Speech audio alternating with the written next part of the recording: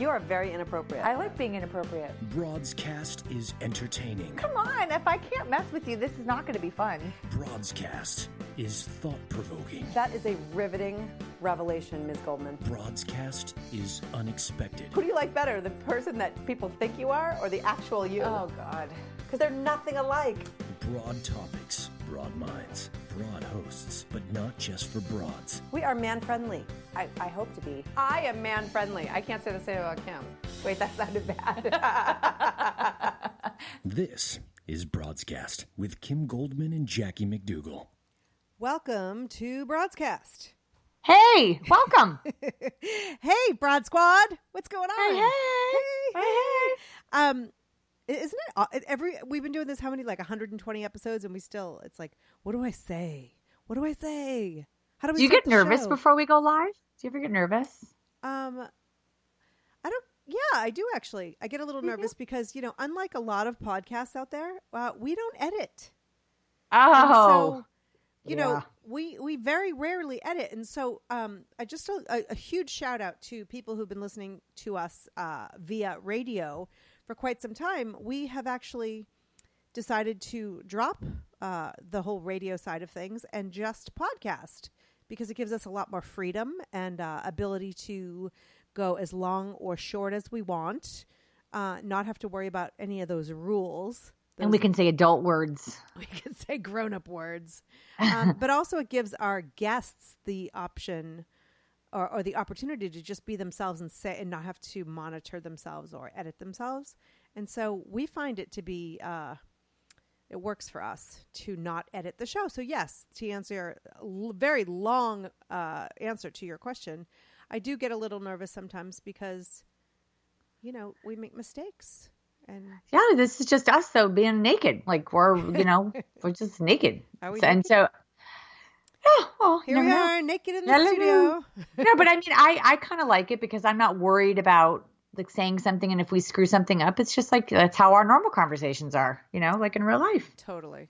But what I like too is that, you and I have outside lives, whether it's with our kids, but also professionally, and you're out there doing your Crime Watch Daily and you're speaking and you're, really making a huge impact. But I love watching you come into this space and let your hair down and just be Kim, like that broad, and not the one who has to inspire.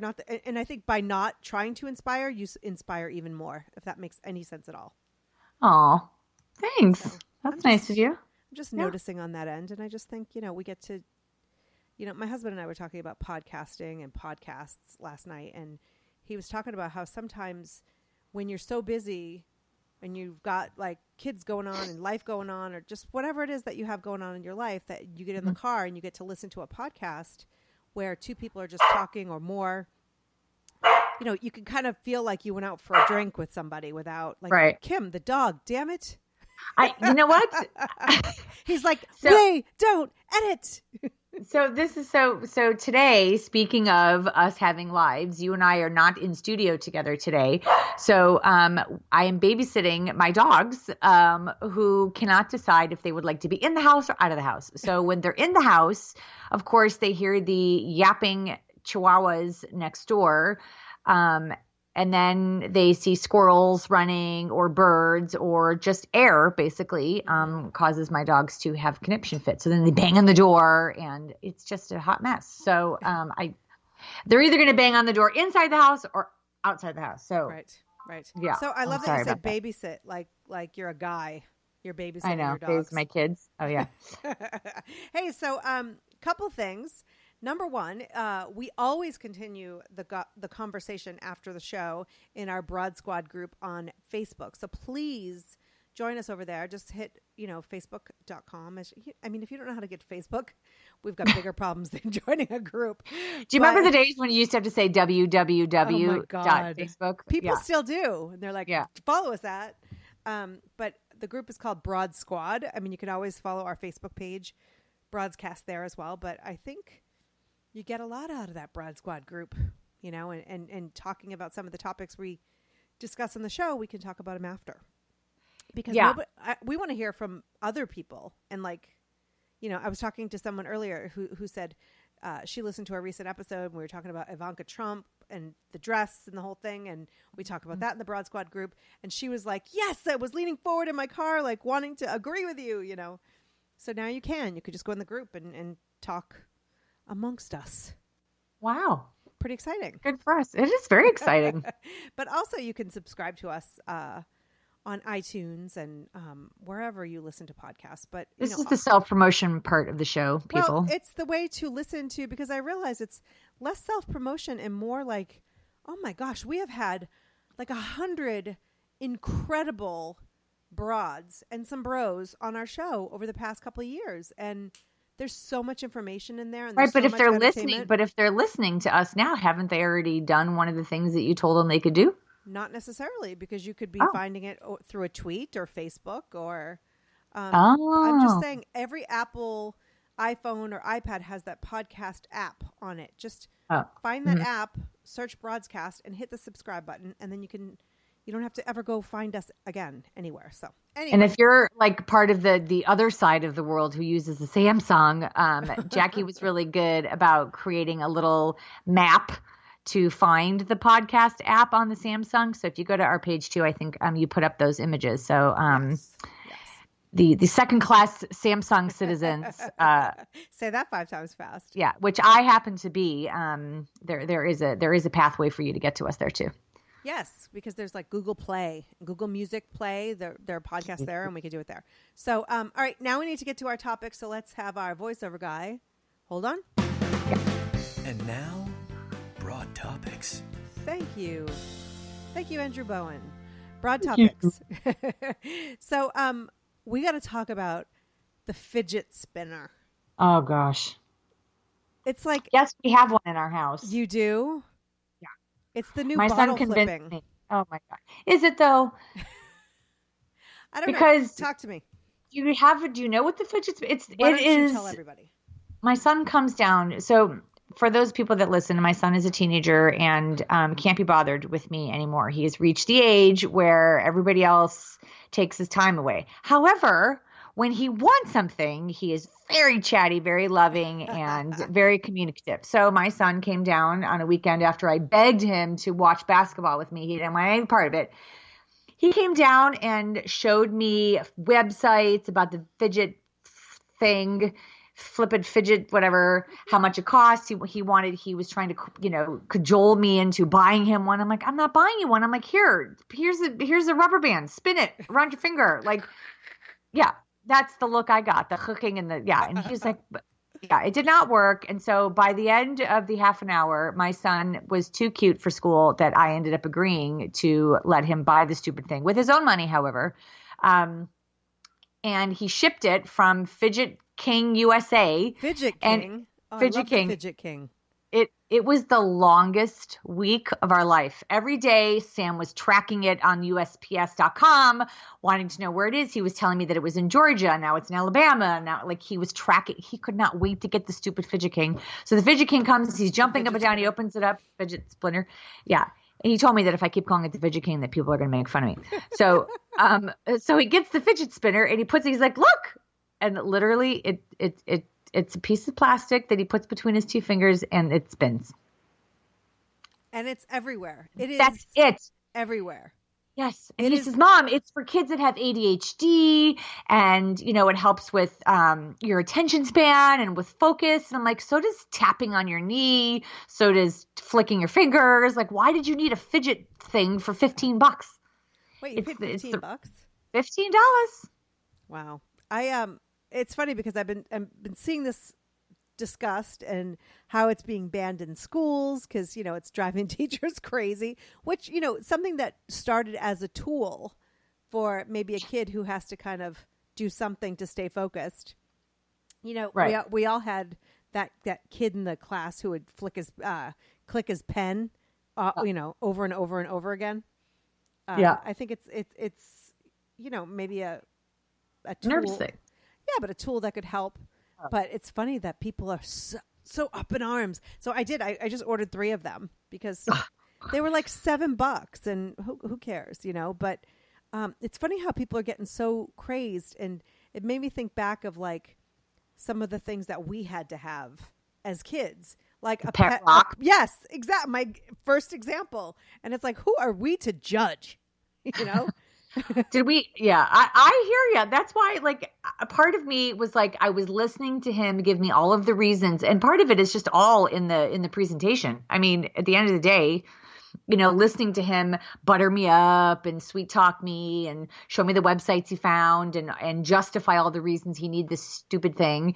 That was part of fun for me. That was the most conversation we've had all day. So I had to reward him. Right. Well, I mean, just alone, like his skills for, you know, getting what he wants. Yes. He should be rewarded, right? Yes. So, but yeah, it's funny. I did order. So I just think that there are people, there's usually a trend that will come out, and then there are people who are on board, and then there are people who are so angry against it. And it's just fascinating to watch the internet go crazy. I will tell you, I do not care as much about the fidget spinner as much as I did about the flipping water bottle thing. Drives me bananas because kids do it everywhere. I've been hit with the water bottle. Things have been knocked over, cups, vases, like it, you know, I mean, it's insane. And that's not fun for me. Yeah. The water bottle thing will make you crazy. I'm actually looking up like 80s toys that were, you know, we just had to have them. Yeah. But they all seem somewhat useful. But yeah. Anyway, except for that pet rock. So what about these unicorn frappuccinos? Isn't that a thing of the past? Aren't they done? Yeah. Was that a temporary thing, or was it just so overwhelming that they couldn't even handle it? No, it was temporary. I mean, I think it was like a limited time offer. So it was like changing the face of Starbucks. Like it was a nightmare. Like they couldn't even keep them in stock. I don't like Starbucks, so I'm not much of the only reason why I like going into Starbucks is because they will give me a big girl cup of water. Well, you know, when you go to a store, like I'll just have water and they give you like a little Dixie, like you know, like with your mouthwash after you're brushing your teeth, like little cups. They point you to the spigot over there. Like, yes. Yeah. Yes. And so Starbucks is the only one that will give me a huge cup of water and not charge me for it. So I like that. But otherwise, I don't like their coffee. So I didn't partake did you? I did not. I'm not a huge Starbucks fan myself, but it was funny that it came out and they're colorful and they were pretty and whatever. But there are so many people who are so angry, and then they're like, there's enough sugar in this drink that it's 2 Snickers bars. Like no one's ever eaten 2 Snickers bars a day in their life. Like, I mean, you know what I mean? It was just so funny that like, I mean, it's a lot of sugar. So is all that stuff, though. There's probably things that are on the menu all the time that actually have just as much, if not more, sugar in them. I don't pay any attention. I'm so bad. I don't pay attention to sugar intake. You don't? I don't read labels. I don't do it. No. Yeah. I don't. And here I am obsessed, and so clearly I'm going the wrong way. No, my stepmom, she's the same way. I don't. I have never, we've talked about this a gazillion times. I don't have the time or the patience or the diligence or something else to be that disciplined with everything. I can't, I've never been a dieter. I've never been someone that like will pull, you know, dairy out or sugar out of my diet or carbs. Like I just do things in moderation. So I don't know. I know that if I'm going to eat a bag of chips, that it's probably not good for me. So why do I need to read the bag to know that? This coming from, Didn't you post recently that you had like jelly beans for dinner or something? Yeah. Yeah, but I don't need to read the bag to know that what I'm eating is not good for me. I'm smart enough to know. So I don't know. I guess at some point I'm like, what's an extra gram of sugar when I'm like, I don't know. I just don't. That's funny. Well, I wish I were like you, but I'm not. So, hey, so let's move on. Dating. You know how we like to talk about dating. Bustle.com over there recently conducted a survey. 13,000 people, 24% were men and 76% were women. Just again, I was not part of the survey. I know. Oh, they were mostly 62% of them were age 35 or under. But Oh, then anyway, qualify. they were talking about the best cities for dating. Oh. And so they have a top 10 list of cities for dating. And I'm wondering what you think possibly could be number one. I'll even accept the state if, you don't I would say the state is, I don't know about the state. I was going to say Seattle. Oh, that would be a good guess, but no. Colorado. Now I'm looking to see if you're just going to start just. No, I'm thinking because I was like torn between Washington State or Colorado, and then I was thinking. I'm looking down the list. They're not on either. So number 10. Oh. Number 10, New York. So, which I would be kind of surprised. Yeah, so Chicago, like Midway. Let's see. Number 9, Houston, Texas. Number Really? 8, yeah. Number 8. I know you'd love it there, wouldn't you? Oh no, I went to Houston. Austin. I didn't love it. Yeah. Number 8, Tampa, Florida. Number 7, Baltimore, Maryland. Number 6, Austin, Texas. I could see you there. I'm like moving you now. Number 5, Washington, D.C. I don't know what these people mean good for dating, but number 4, Charlotte, North Carolina. Number 3, Boston, my hometown. Number 2, San Antonio, Texas. What's up with Texas? Everything's bigger there. And number 1, Raleigh, North Carolina. So North Carolina's in there twice. Texas, we got Texas in there a few times. Well, I was. That's what I'm thinking. I was like middle America. People are cooler. Yeah. Unless they vote cooler Trump. how? What? Cooler. I don't know. I think California's hard. LA I think is really hard because we're just so spread out here, and I've always felt that LA is not good for dating. Yeah. I would say New York and Chicago. I think big cities. Because people are walking a lot, like there's public transportation, you're out, but I just think like in Texas, like just people are slower pace, just more the values, traditions. I just think, I don't know. Houston surprises me though, because I thought that Houston was more of a business hub, like Austin. I don't know. I guess I'm not surprised that more of the southern and Midwest or like middle other side of the country. Right. I don't know.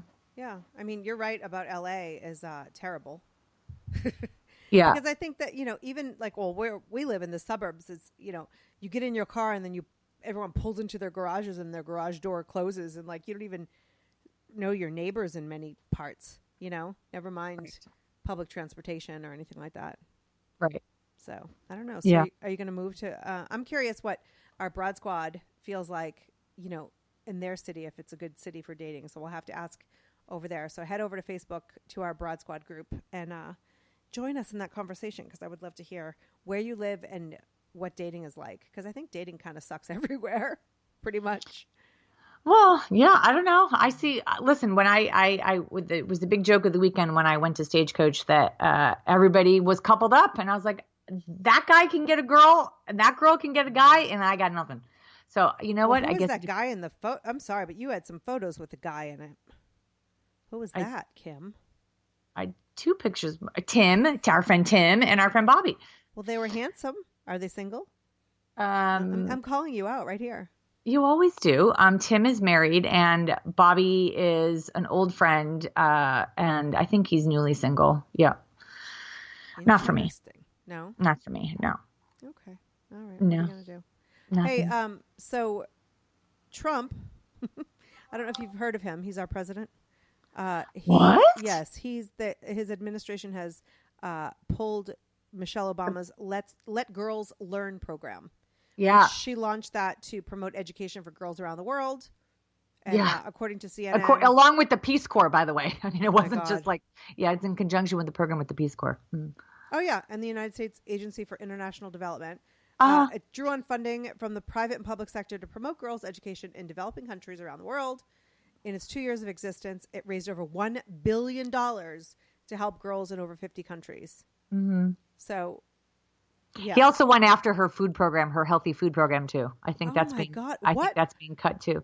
The thing is, like, you and I talk about this sometimes, and, you know, opportunities often as women, you know, sometimes I don't want to speak for you, but it's like, oh, women are complaining. We can't have this and we can't have that. And, you know, sexism and sure, that's there. But I also believe in making your own opportunities and like not whining about it and just like finding a way and keep your nose down and do it, you know, go for it. But oh my God, like how many things are we going to pull away from women and girls who don't necessarily have those programs in place to help them get to the next level? Well, what's interesting, and I didn't see any numbers yet, so I'm completely speaking without all of the information. But what's not clear is how much money those programs are saving by removing them from the budget. Because if his whole thing is I'm trying to, you know, budget, we don't need to be saving third world countries. Okay, I can appreciate that. But if it's $5 million, is that really making a dent in our $1 trillion budget? So I think that, you know, his whole thing is like, you know, that we shouldn't be putting so much of our effort and our money into helping other countries when we don't do it at home. The problem is that he's also cutting all those programs at home. So when you look at the budget and you look at the impact of some of these things on our fiscal, on our federal budget, it's such a small amount, but the impact is so tremendous that's the part that doesn't make sense. Like if he was pulling out of our budget a $4 billion program to help women in Haiti, I could kind of get behind that in a sense that like, listen, we've got $4 billion. Why don't we put that money into our educational system here? But that's not what's happening. He's just arbitrarily pulling these programs that have such a small fiscal impact here domestically that I don't understand why, other than it's just to be a douche. I'm tagline. But you know what I'm saying? Like it doesn't make sense to me. Like even we talked about this in the show before, that when he was making those cuts to like PBS and the arts and humanity, it was like 0.003% of the budget was going to those programs. So why bother? Like the impact was so tremendous, but the financial impact burden was so small that like it didn't make sense to anybody that to like why were you doing that other than to just be a douche? Because it was a democratic program, you know, and that's partly why. Like, why would you go back and undo the healthy food program? We have an obesity issue in this country. Hello, Trump, you're overweight. Like I don't mean that he medically, they talked about the fact that he's over. We have an obesity issue in this problem. We have a health issue in this problem. And so he's going after an area of our programs and our budget that's actually impacting kids having healthier meals. Right. And teaching them how to eat healthy. Like why would he's pulling that? Like it doesn't make any sense. I'm sorry. Yeah. But you know, I briefly touched on this on my Facebook page. I posted a Jimmy Kimmel in his monologue yesterday. I think he was talking about his newborn baby, and he had a little boy was born, Billy, and Billy was born with a heart defect, and they caught it. A nurse caught it in the right after mom gave birth. Baby was turning purple and wasn't breathing right, or she heard a murmur, took him into ICU, and all these doctors came in and they realized that he had a heart issue. And so they had to do emergency surgery. The whole piece was great. I don't want to take away because he did such a beautiful job explaining it. But at the end of the story, he talked about how healthcare shouldn't be viewed down the lines of Democrat or Republican, that everybody wants to be covered. And it shouldn't matter if you have more money than the next person. If you're born with a pre-existing condition, you should be entitled to have health care and not be charged up the wazoo for it.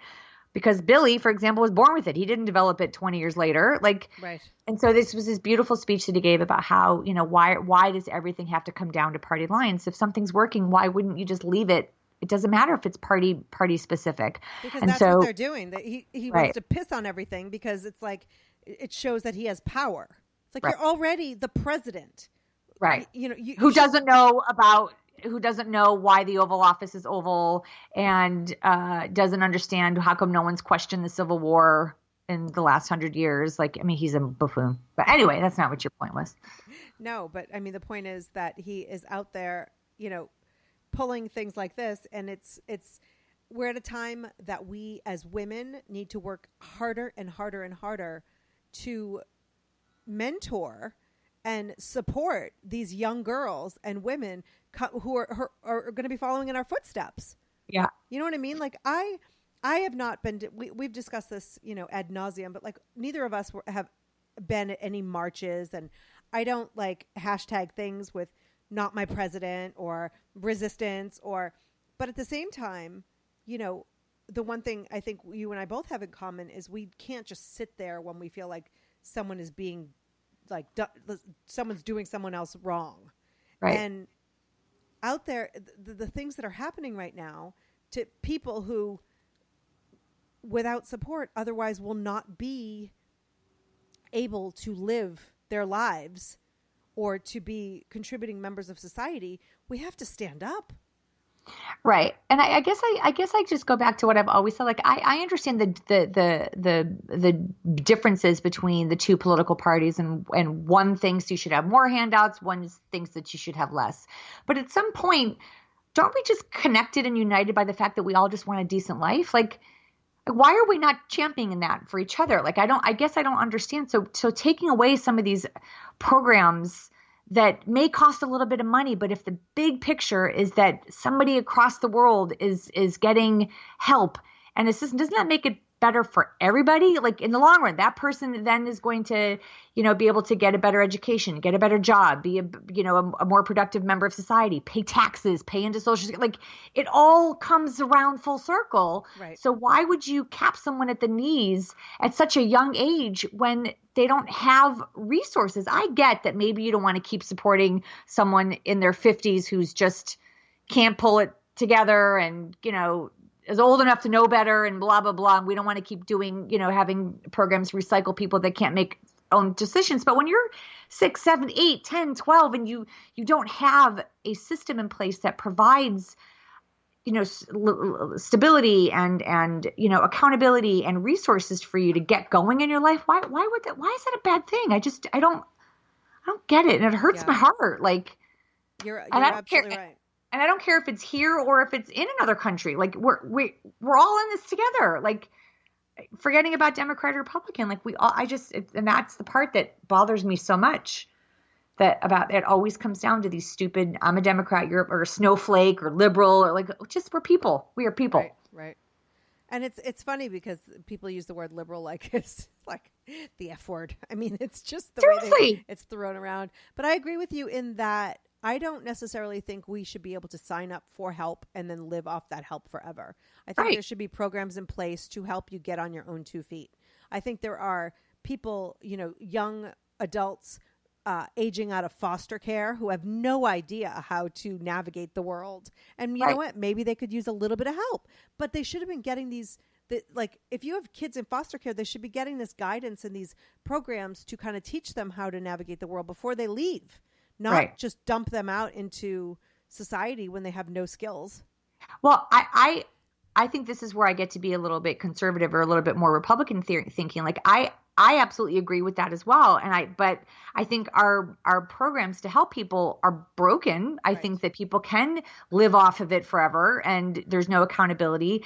But I also don't understand just the random arbitrary picking of what to get rid of without doing research, without doing a case study, without making minor adjustments to see if limiting welfare, reducing it by 2 years or putting something other than radically changing a program which leaves people in the dust. It doesn't mean that they shouldn't have figured it out by then. But if we're a country that has, enabled people for a long time, I don't think it's right also to then just completely kick them out and like, if we haven't given them any resources, because then we weren't doing our job all the way along. Like, I don't know. That's a long sentence, but But I mean, I'm frustrated. I think, in life, when you say you have a job and that, like, I take on projects, right? So I know what the end date is usually. And so I have to kind of, and I'm not comparing myself to somebody who doesn't necessarily have the same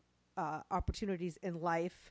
But I do believe that almost everyone can get up and say, hey, this job is ending, or, hey, this unemployment, which is X amount of weeks, I need to actually make sure that I have some work by then. And if I don't, I need to then show back up at unemployment and show them the efforts I have made. Right. to secure employment. And so there's such it's not a one size fits all, but there has to be. But unemployment is, and maybe this is what you're saying, but unemployment is a perfect example. There is a limit to how long you can be on unemployment, regardless if you've been trying to get a job or not. There is a limit. And so if you haven't figured out something within that limit, you're done. Like, you shouldn't be able to live off of unemployment indefinitely. I thought, well, I don't know enough about it, but I thought you had to show proof that you were interviewing and get signed off and things like that. So, Oh, I don't remember. I only remember that I had unemployment for as long as I was at my job before I paid into it. And then when my benefits ran out, I was done. Right. Yeah. Regardless if I've been trying to work or not, because it doesn't matter. Why should I don't know. But it's the same thing with welfare. If you, and I don't know all the rules of welfare, but it's the same thing. Like, we allow people to stay on welfare, continue to have children and apply for Medicaid and or Medi-Cal, whatever one it is, not have job interviews, like no resource fair, like you just live off the fat of the land. I don't agree with that. Right. I agree. I think that if you are benefiting from state programs, city programs, whatever it is, that there should be checks and balances so that it teaches you to be accountable, and that those are inherent skills that you need to be successful once those programs end. And I don't think that we as a country are successful in that regard. But if we haven't been successful in setting people up to succeed, I don't think it helps us to then just pull the program out from under them without any warning, because I don't think that's right either. Like, Right. I don't know if that's making sense, but no, it does. And the funny thing is, look at us, we don't always agree, and look at it, we're like, holding hands and kumbaya, because but I think the worst thing that they could do is start pulling away programs and not just fixing them, Yeah. And that's definitely. So we have to take a quick break. We will be right back with Broadcast. Subscribe to Broadcast on iTunes. Hey, everybody. So Oh. ebates.com, Kim, you are a convert and a lover of ebates.com. This is my time to tell my story. So Yes. Ebates, long before I met you, or long before we did Broadcast, I signed up for Ebates because everybody was talking about it, and I kept thinking I did it wrong because I didn't understand what I was doing. And then you reminded me that we have a partnership with Ebates, so I did it again and still felt like I did it wrong. And then like last month, I ended up with how much I took? It was like a $15 check. I'm like, wait, I guess I did it right. So it's super easy, despite the fact that I didn't know what I was doing. That's so how easy it is. Even I can do it. It's not hard. I didn't, it was so easy. I didn't realize that I was doing it because I guess I thought that it would take more steps and I'd have to do more things. Right. And because I didn't, it was easy as my point. Like my point is you don't have to register for 15 different things, and it's just you go through Ebates, pick the company or the business that you want to buy from and purchase, and then a check appears later. Yeah. You can either go on your computer, ebates.com, or you can go on to the app, right? So like I'm on the app now, and let's see, I could go to like Bloomingdale's, which I won't. You can even go onto eBay, or I'm picking Groupon. So 6% cash back. So I'm hitting Groupon. I go over to Groupon. I buy, it's a Mama Ramba sale, which we also have links to Groupon, which we'll share. But, they've got price cuts on all these. So I shop, I find something, and then I don't have to do anything else other than purchase the way I normally would. I just went through the Ebates website, and so then you get the cash back. So every month, I'm now at a point where every month I get a little check. And so like whether it's date night, get a little check for you. Yeah. whatever. Anyway, yeah. I need to never sing on the air. So, so I get a little check. So all you have to do is go to broadcast.com/Ebates. Got a little page there. We'll tell you what to do. It's super duper easy. And then we also, by going through our link, you're supporting our show. So we thank you for that. Wow. Well, congratulations for your checks, and congratulations for all of you other listeners that are going to sign up and get money back for. Yes. And what's the bonus part is that if you then share the link, you get your own personal link when you sign up. Mm-hmm. You share it with friends. You can get up to refer to friends and get a $50 bonus. Oh. So there's it's a nice little side hustle.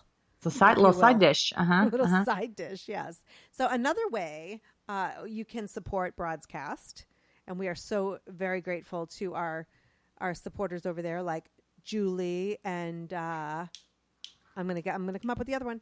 John. John, thank you. And you can head over to patreon.com/broadcast. patreon.com/broadcast. And you can actually like sponsor us for $1 a month or $5 or whatever it is that you have, or $0 if you know, and just share. But it's a way to support the show and help us out, and so we can bring you more and more great content. Right. And Jill, suddenly your name is Jill. Me? Kim over here is does a little dance for you over on the Patreon page. Oh, right, I do.